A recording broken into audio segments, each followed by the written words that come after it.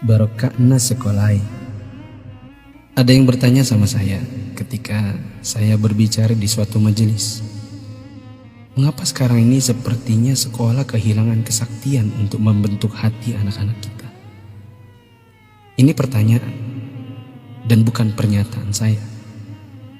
Saya hanya mampu menjawab begini. Dulu orang tidak sekolah setinggi sekarang ini.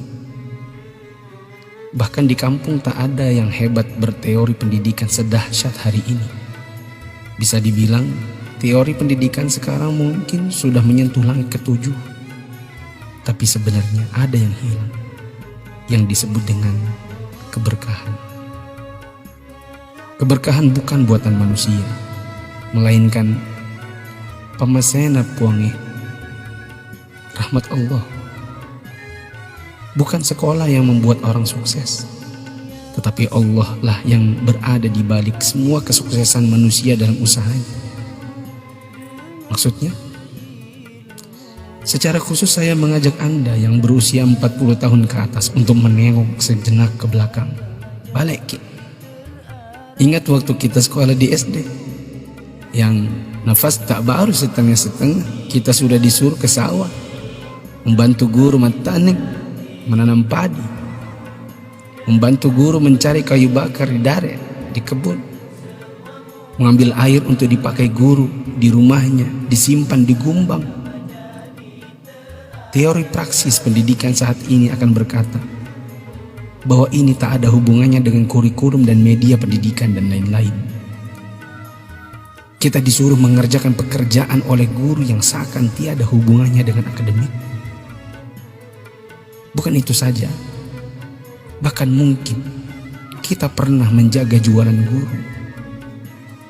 Tak hanya itu, kita kalau dipukul oleh guru hingga setengah hidup, atau masengo, mimisan, akibat pukulan mister kayu guru dan jangka pelingkar yang ujungnya runcing.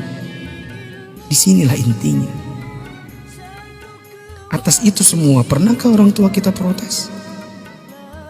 Pernahkah orang tua kita mengeluh dengan tugas-tugas tadi? Pernahkah orang tua kita melarang kita ikut ekskul dalam tanda kutip yang saya sebutkan tadi, mencari kayu, mengambil air? Sama sekali no. Orang tua kita tak pernah mempersoalkan. Inilah mata air yang mengalirkan keberkahan.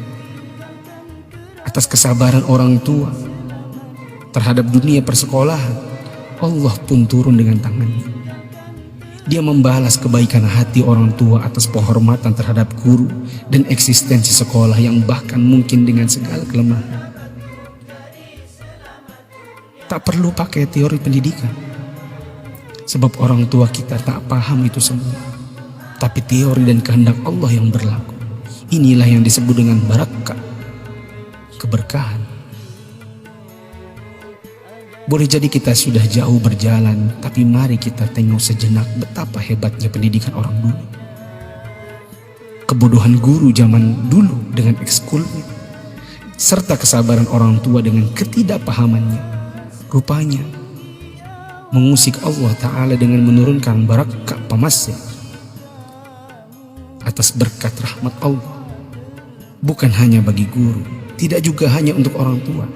Bahkan keberkahan itu pun dinikmati oleh anak didik. Tengoklah sekarang, orang tua memenjarakan guru, anak memfitnah gurunya, dicubit bilangnya ditempeleng, diajari katanya dicaci maki,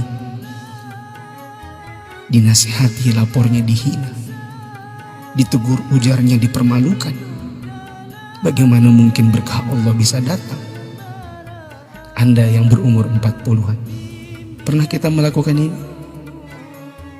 Bahkan kita membohongi orang tua karena melindungi guru. Kalau perlu orang tua tak perlu tahu apapun keadaannya. Itulah sebabnya di akhir sekolah dahulu kita selalu menyisakan air mata kebahagiaan.